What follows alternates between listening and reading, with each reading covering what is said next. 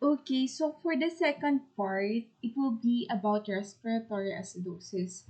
So here, guys, the problem lies with the lungs. Okay, so there is build-up of acids, so there's acidosis. Okay, so in this case, ibig sabihin mataas ang PCO2. Okay, acidosis kaya mababa yung pH, pero it means mataas yung PCO2 or partial pressure of carbon dioxide leading to respiratory acidosis. Bakit respiratory? Again, because the involved organ is the lungs. It doesn't necessarily mean na sa lungs yung may problem, okay? But ibig sabihin meron talagang problem sa lungs pero pwede din na yung respiratory center yung may problem, okay? So, pwedeng si respiratory center nilo-lower niya yung excretion, okay, of PCO2, like for possible na decrease yung breathing rate. Okay, that's why the more PCO2 is kept within the system. So, I will show you a video. So this is recorded YouTube. So this is a video from Osmosis. So I really find this a very helpful video that will help you in understanding the concepts of respiratory acidosis. Basta pag respiratory, keep in mind that ang mataas or mababa is si PCO2. Okay? Kapag non-respiratory or metabolic, ang involved is si bicarbonate.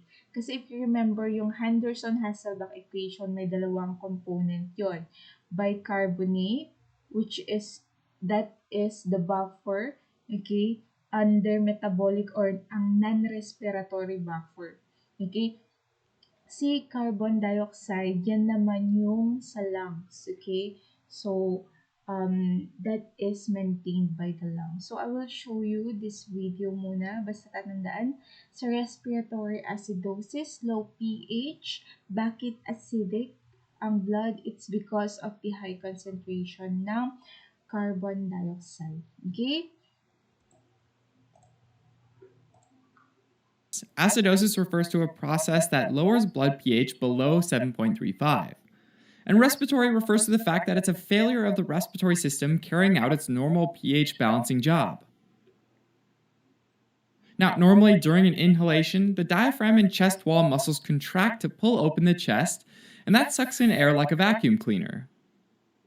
Then, during an exhalation, the muscles relax, allowing the elastin in the lungs to recoil, pulling the lungs back to their normal size and pushing that air out.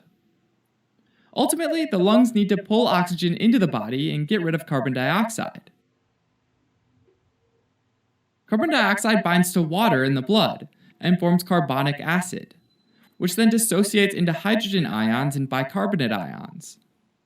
So, in order to prevent pH fluctuations, the carbon dioxide concentration, or the partial pressure of carbon dioxide, called PCO2, needs to be kept within a fairly narrow range. For this reason, the lungs maintain the ventilation rate they need to get rid of carbon dioxide, at the same rate that it's created by the tissues. If PCO2 starts to rise and pH starts to fall, chemoreceptors that are found in the walls of the carotid arteries and in the wall of the aortic arch start to fire more. And that notifies the respiratory centers in the brainstem that they need to increase the respiratory rate and the depth of breathing. As the respiratory rate and the depth of each breath increases, the minute ventilation increases. And that's the volume of air that moves in and out of the lungs in a minute. The increased ventilation helps move more carbon dioxide out of the body. Okay, guys. So I want to clarify this one. So if there is an increased respiratory rate and depth, like for example, nagkakaroon ng hyperventilation, bumibilis yung paghinga and lumalalim, mas maraming carbon dioxide yung na-expel.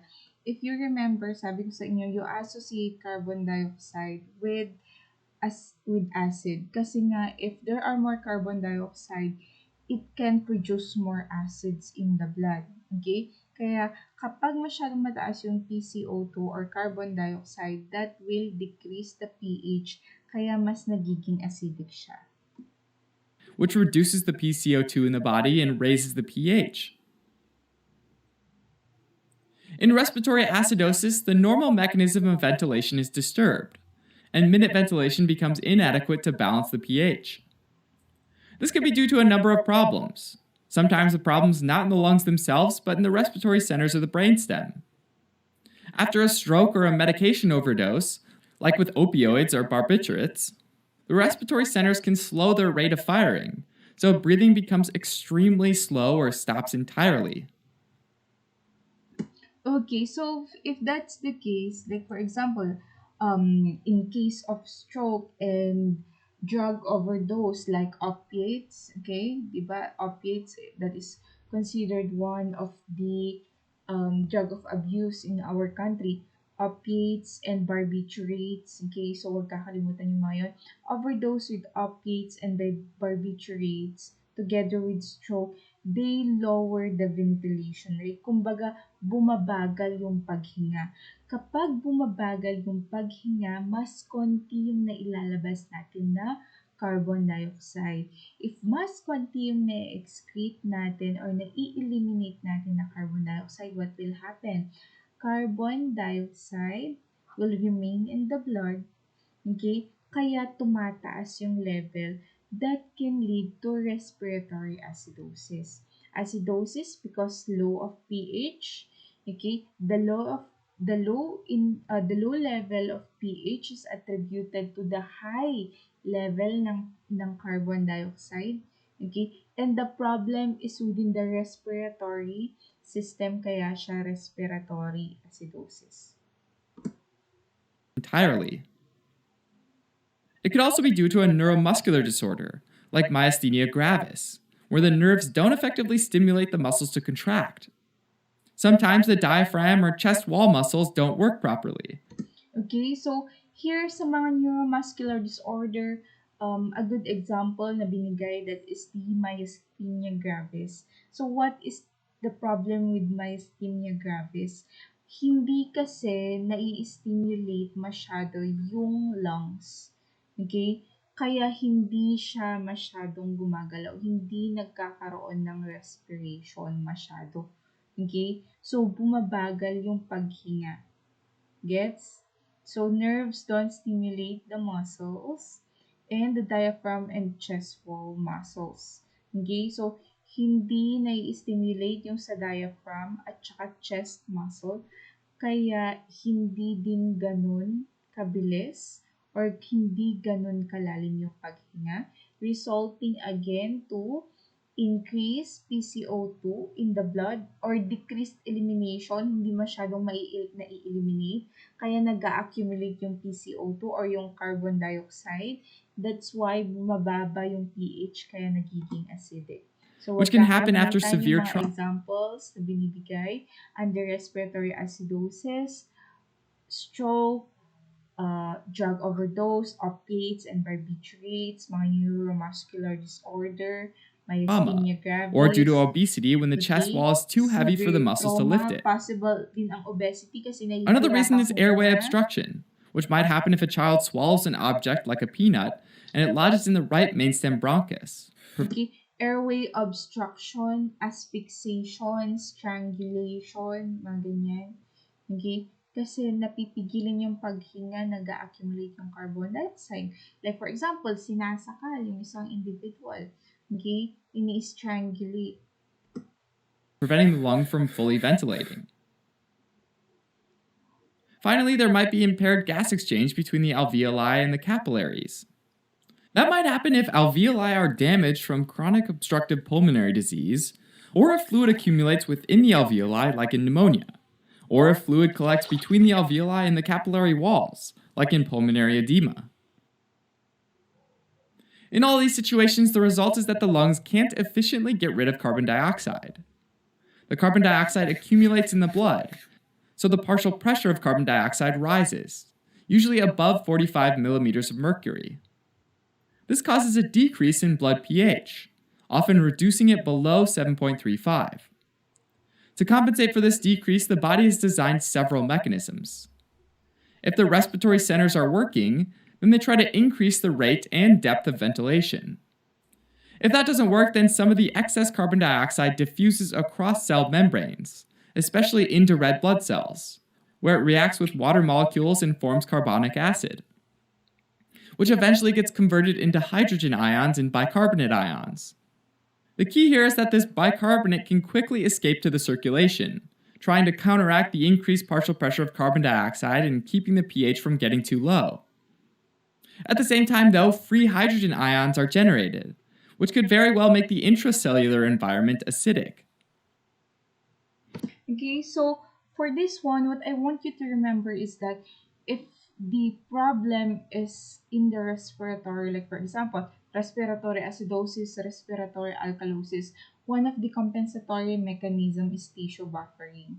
So that is the one that is shown or illustrated in this video. Yan yung carbon dioxide react with the tissue buffers. Okay, it react also, it combines, what do you call this one? It can combine with the hemoglobin as well. Okay, so that my tissue buffering, it can combine with water, okay, to form the carbonic acid, which can dissociate into into bicarbonate, and with it can dissociate to bicarbonate and hydrogen ion. Okay? So, basta kapag respiratory, regardless of acidosis or alkalosis, one of the compensatory mechanism niya is tissue buffering. That is according to Henry's. Fortunately, they can make concentration of these bind to. Molecules find their way into the cells. So, yan yung As a result, the tissue amount of buffering. partial pressure of carbon moved from 40 to 60. Okay, the problem with tissue buffering is it can only raise the bicarbonate by 1 milliequivalent per liter for every 10 millimeter of mercury increase with PCO2. That's why this is not very efficient.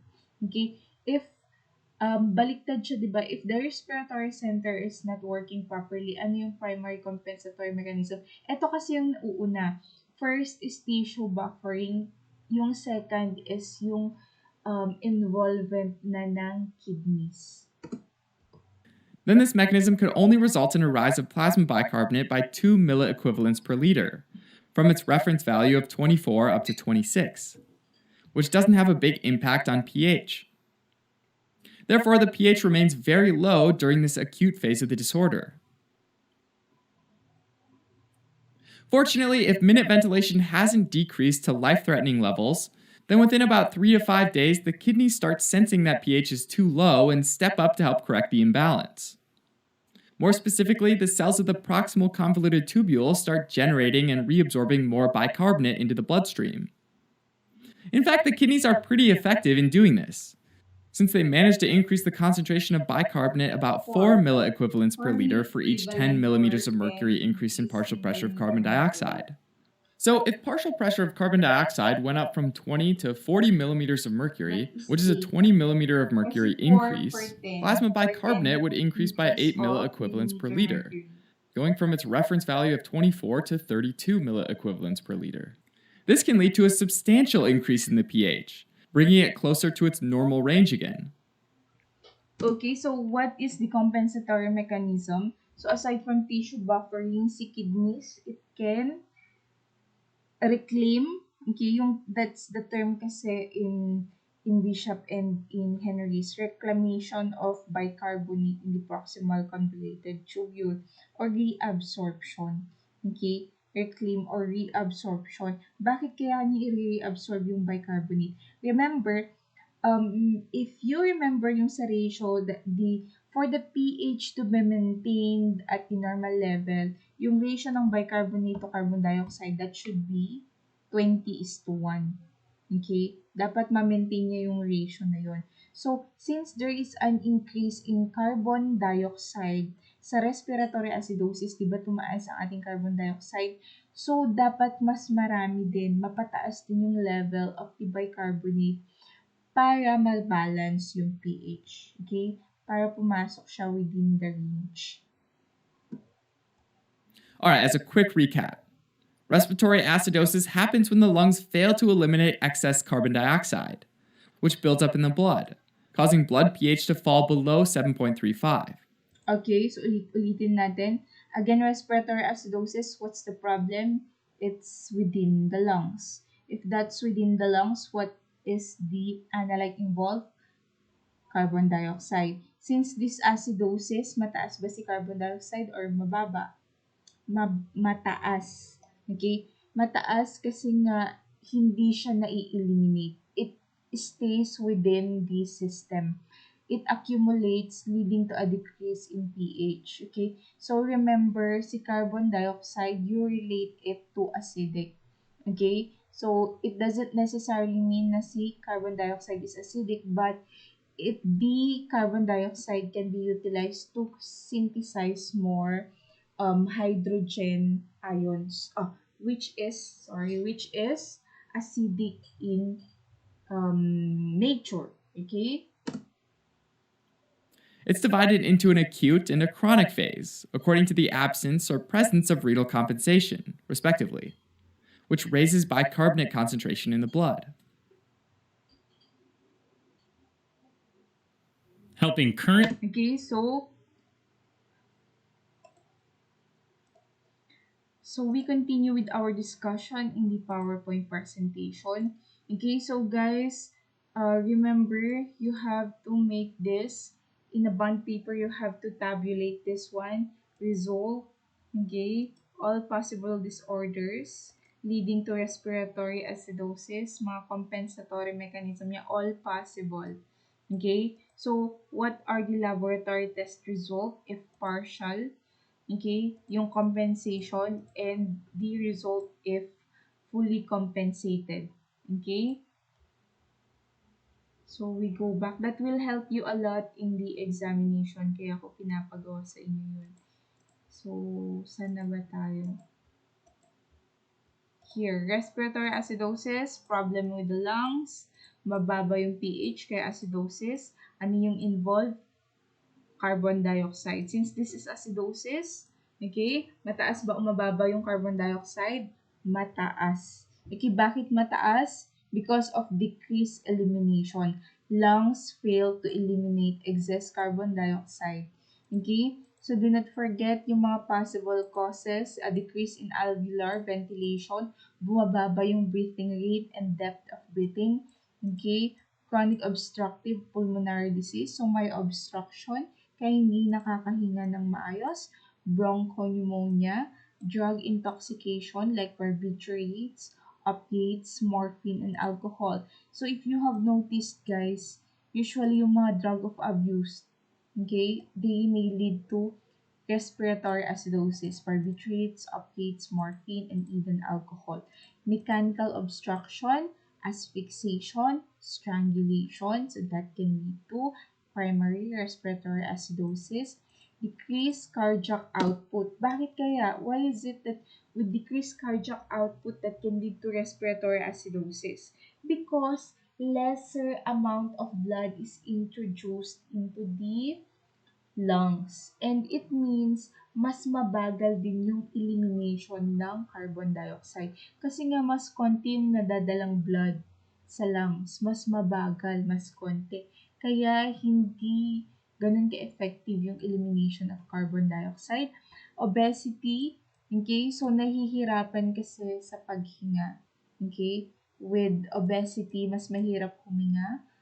That's why it can also lead to respiratory acidosis. So, ano naman yun, ma'am, if nahihirapang huminga si patient?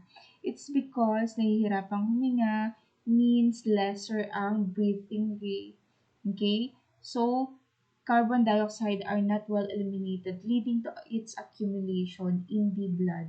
So, this is already explained sa myasthenia gravis. Okay, the muscles, tawag dito, hindi sila masyadong nag-a-affine or they do not respond well with the respiratory center. Okay, yung mga muscles, hindi sila masyadong napaprime to move.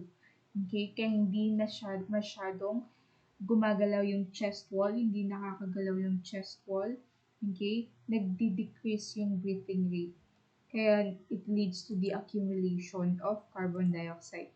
So, pag mga ganitong table, it came from Henry's causes of respiratory acidosis. Paulit-ulit, we have here chronic obstructive lung disease or COPD, advanced interstitial lung disease, acute asthma, airway obstruction, diseases of respiratory muscle and nerve. So, sa myasthenia gravis, hypokalemia paralysis, botulism, amyotrophic lateral sclerosis, Guillain-Barré syndrome, barbiturate intoxication, morphine use, okay, barbiturate, morphine, opiates, stroke, and mixed edema. Okay, so in COPD, take note sa COPD, there is a destructive changes in the airways and alveolar walls, resultant reduction of the lung surface area available to gas exchange happen. Okay? So, nasisira kasi yung airways, nasisira din yung alveolar walls. In that case, there is a decrease in the lung surface area for gas exchange. That's why it is harder to eliminate carbon dioxide, leading to its accumulation inside the body. So kapag nag-accumulate again yung carbon dioxide sa loob ng katawan kasi hindi na i-eliminate, what happens to its level? Tumataas. Kapag tumataas yung level ng carbon dioxide, what happens to pH? Bumababa. Kaya may acidosis. Okay, so we move to the compensatory mechanism. So since this involves lungs, the compensatory mechanism are aside kapag respiratory, take note of tissue buffering. Kasama yan, respiratory acidosis or alkalosis according to Henry, one of the compensatory mechanism is tissue buffering. And since ang involved dito is yung lungs, ang main compensatory mechanism niya is si kidney. Okay? So, what happens in the kidneys? Increase in the excretion of hydrogen ion. Kasi nga, these are acidic. So, para mapataas ang pH. Aside from that, para mapataas ang pH, increase in the reclamation of bicarbonate or nag increase ang reabsorption. Okay? Increase excretion ng hydrogen ion, increase ang reclamation ng bicarbonate. Baliktad siya sa respiratory alkalosis. Okay? Yung primary same kidney, pero ano ang ini-increase sa alkalosis? Increase ang retention ng hydrogen ion or pero ang common kasi doon sa respiratory alkalosis is nag-decrease ang reclamation ng bicarbonate or nag-i-increase ang bicarbonate elimination. Okay? So, napapataas yung elimination ng bicarbonate kapag respiratory alkalosis. Pero same pa rin, meron siyang tissue buffering. Okay? So, yun. Look, here, it explains. So, tissue buffering is also involved. So, this is fast and it occurs within a second.